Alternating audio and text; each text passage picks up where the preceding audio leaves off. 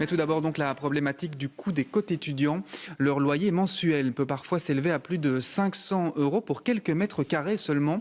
Une agence immobilière sociale propose désormais à Bruxelles des loyers à un prix nettement inférieur, pas suffisant toutefois pour répondre à la large demande. Caroline Poulain, Simon Brem et Alison Delpierre. C'est un grand jour pour Gaël et son compagnon.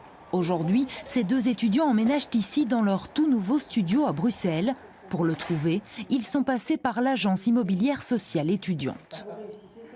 Financièrement, c'est abordable.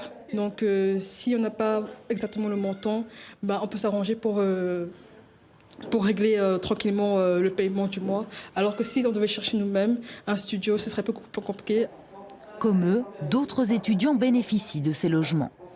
Nous avons des étudiants qui sont précarisés financièrement, donc ils sont très demandeurs, ils sont toujours à la recherche de logement, ils sont très souvent, je ne vais pas dire à la rue, mais presque, donc ils vivent de débrouille.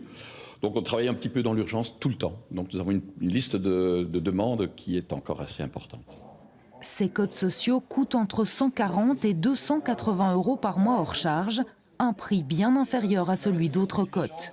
Nous sommes allés à l'ULB à la rencontre d'Amadeus. Il paye lui 359 € par mois pour un cote qui appartient à l'université.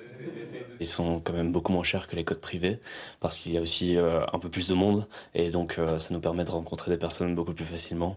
Et finalement, pour la proximité, on est vraiment juste à côté de l'ULB et on y va en 30 secondes à pied.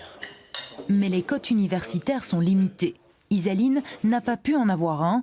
Elle habite dans un cote privé à 10 minutes de là et débourse, elle, 475 € par mois. Ça rentrait dans les prix, je voulais pas au-dessus de 500. Il y a beaucoup de cotes au-dessus de 500 ? Oui, malheureusement pour les cotes bien, enfin plutôt lumineux, grands, spacieux, oui, il y en a beaucoup. Mais tous les étudiants ne peuvent pas se permettre de payer aussi cher leur logement. Les codes sociaux apparaissent donc comme une solution, mais pour l'instant, seuls 81 étudiants en bénéficient. Alors, est-ce vraiment suffisant pour répondre aux problèmes du logement étudiant ? Non, c'était un point du plan logement étudiant, mais il était nécessaire de pouvoir faire aboutir ce point, d'avoir des résultats concrets. Et depuis janvier 2018, 52 logements, 80 étudiants. Évidemment, ce n'est que le début. Le gouvernement bruxellois espère doubler le nombre de codes sociaux d'ici la rentrée prochaine.